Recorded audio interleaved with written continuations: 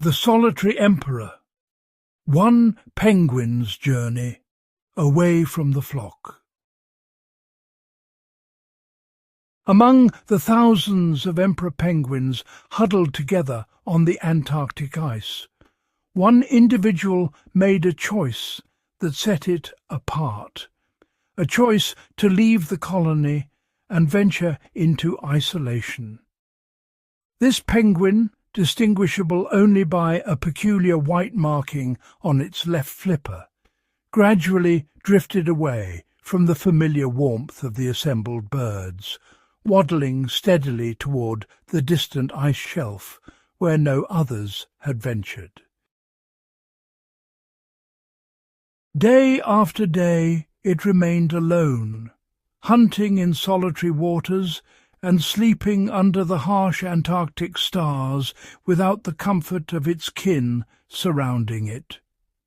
The other penguins watched its departure with apparent indifference, their collective instinct prioritizing warmth and survival over concern for the wanderer. What drove this penguin to abandon the safety of numbers remained a mystery.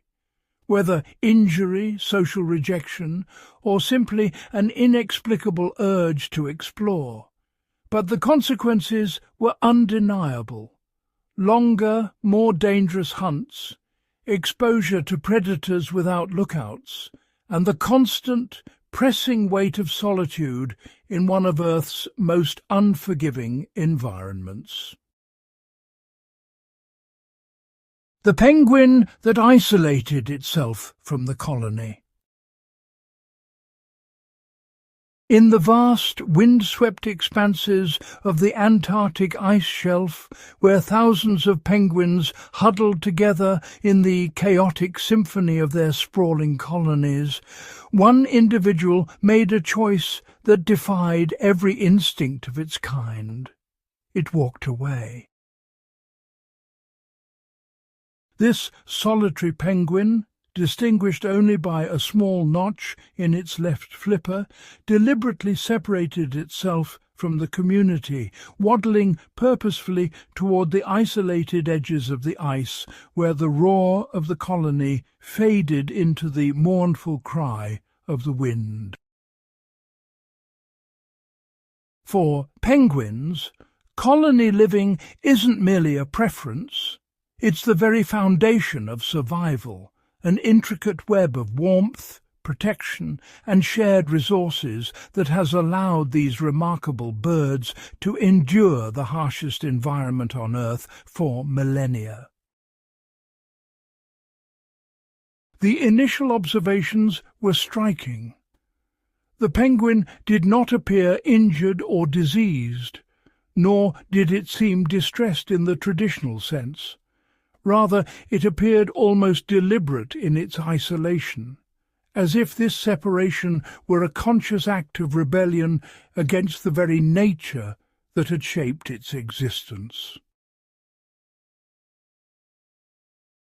The penguin that isolated itself from the colony. The reasons behind this particular penguin's withdrawal from the colony were, well, multifaceted and complex. First, there remained the possibility of underlying health or physical complications that made social interaction untenable. Perhaps an old injury that throbbed with each waddle, or maybe a metabolic imbalance that rendered the penguin perpetually exhausted and, honestly, a bit irritable. Beyond the physical realm, however, lay deeper tensions rooted in the colony's rigid social hierarchy. This penguin may have found itself embroiled in territorial disputes with more dominant individuals, or caught in the undertow of shifting alliances that made every interaction fraught with potential conflict.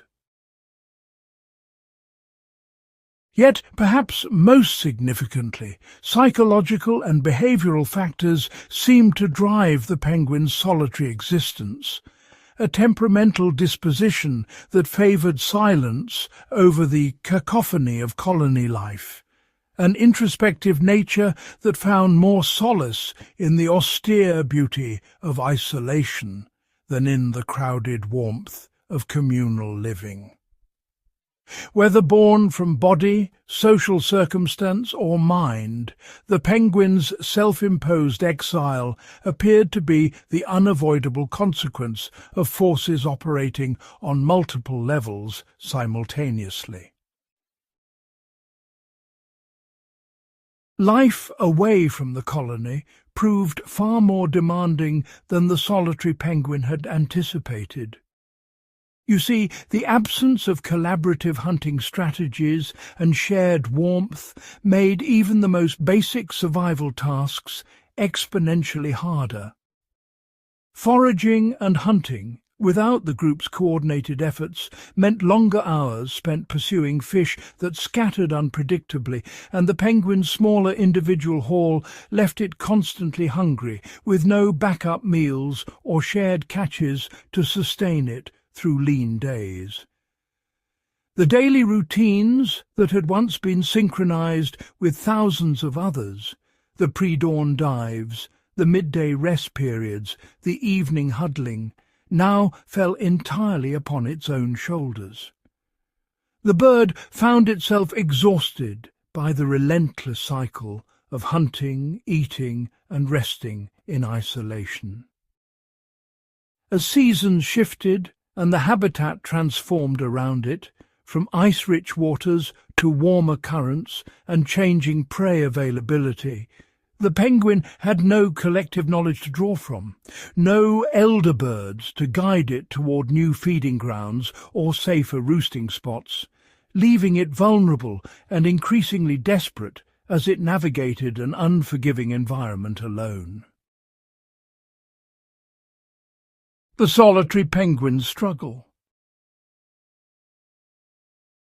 The penguin that chose isolation from its colony soon discovered that separation came with a devastating price, both to body and mind.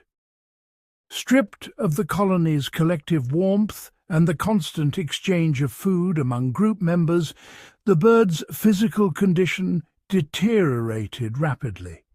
Its feathers lost their waterproofing sheen, its energy reserves dwindled as hunting grew lonelier and less efficient, and the toll of surviving without the safety net of communal care etched itself into every laboured movement. More insidious than the physical decline, however, was the psychological weight of solitude.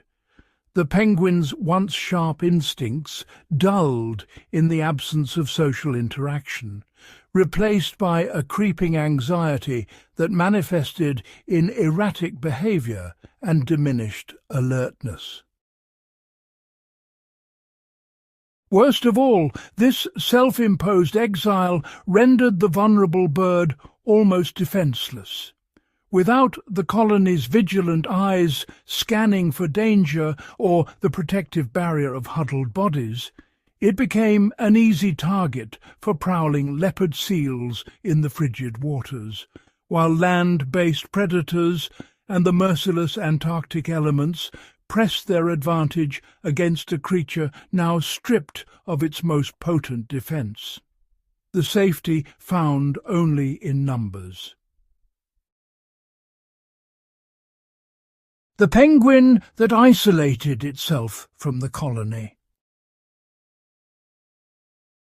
Researchers have meticulously documented the unusual behaviour of this solitary penguin through systematic observation and field notes, creating a comprehensive scientific record of its departure from conventional colony life.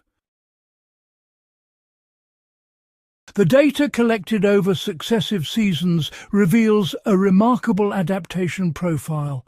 Survival rates comparable to, and in some metrics even exceeding, those of penguins remaining within traditional colony structures. This suggests that isolation did not inherently compromise the individual's viability or reproductive success. When compared against typical penguin colony dynamics, where safety in numbers, shared thermoregulation, and cooperative breeding protocols usually define survival strategies, this isolated individual presented an intriguing anomaly, thriving despite the absence of these collective advantages and, well, challenging long-held assumptions about penguin social dependency. The researchers noted that while colony-dwelling penguins relied on synchronized breeding cycles and mutual protection from predators, this particular penguin developed alternative foraging patterns and found shelter in less contested territories, essentially rewriting the conventional narrative of penguin survival requirements. When compared against typical penguin colony dynamics, where safety in numbers, shared thermoregulation, and cooperative breeding protocols typically define survival strategies, this isolated individual presented an intriguing anomaly, thriving despite the absence of these collective advantages, and honestly challenging long-held assumptions about penguin social dependency.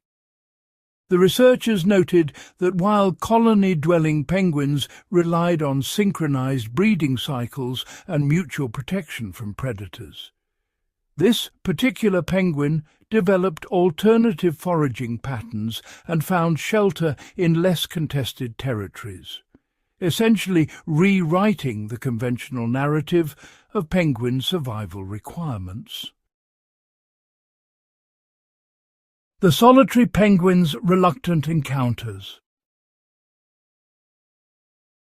Despite its self-imposed exile at the periphery of the colony, the isolated penguin occasionally found itself in proximity to other members of its kind, particularly during the seasonal migrations when the entire group converged on shared feeding grounds.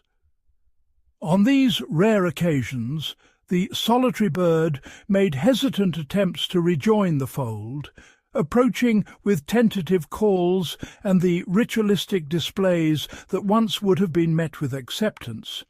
Yet these overtures were consistently rebuffed by those who had grown accustomed to its absence. The other penguins, having reorganized their social hierarchies in the intervening months, treated the returning wanderer with indifference or outright hostility.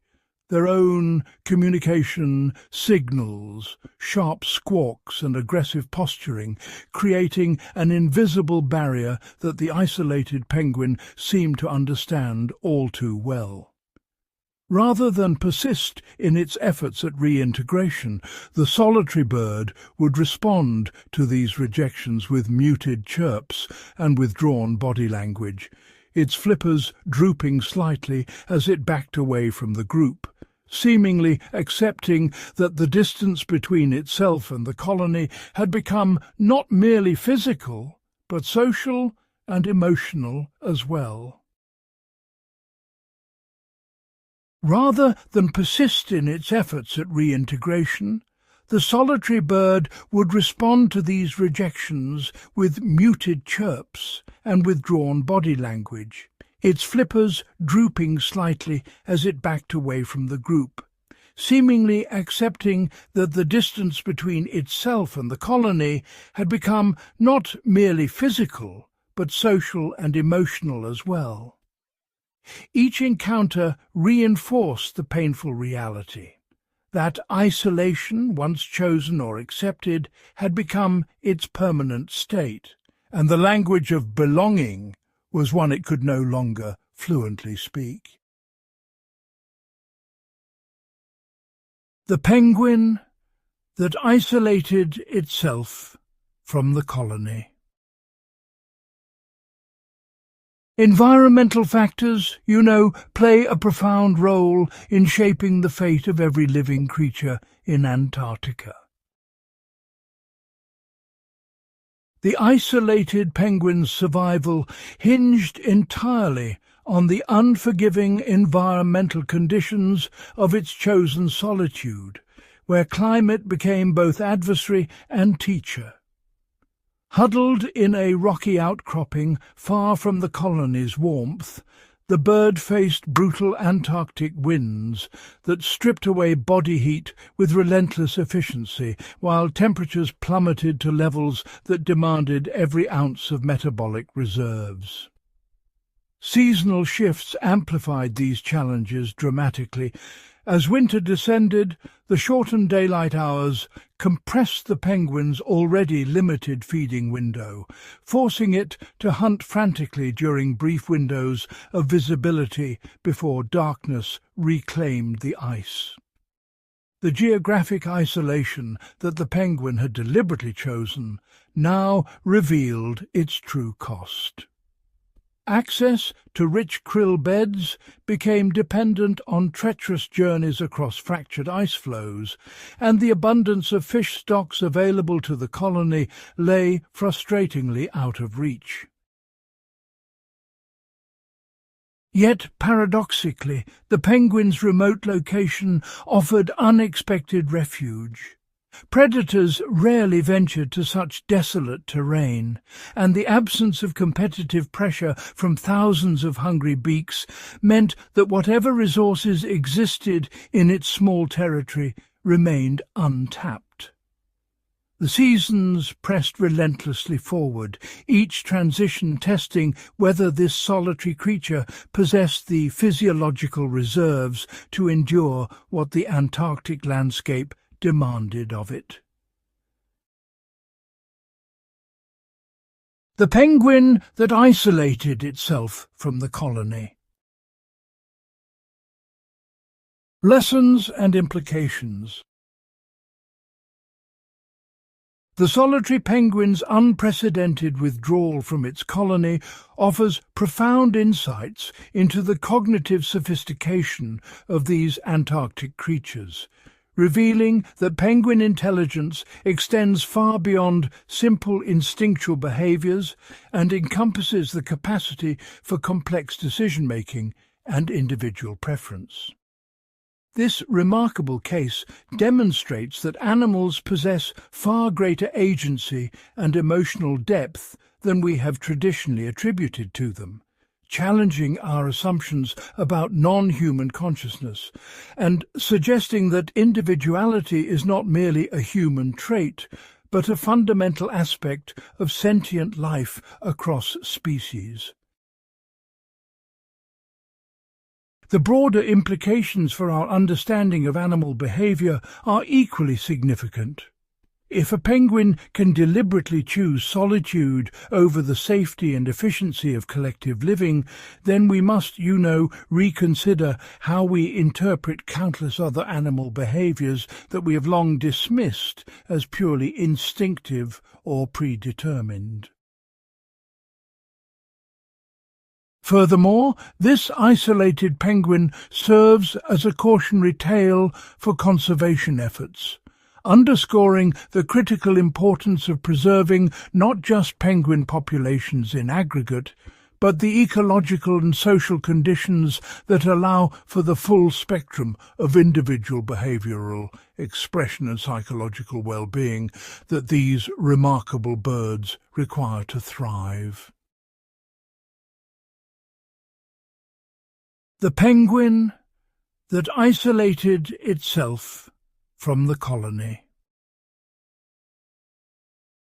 In the end, the solitary penguin's fate remained as mysterious as its initial departure, leaving researchers to grapple with questions that extended far beyond a single bird's behavioral anomaly.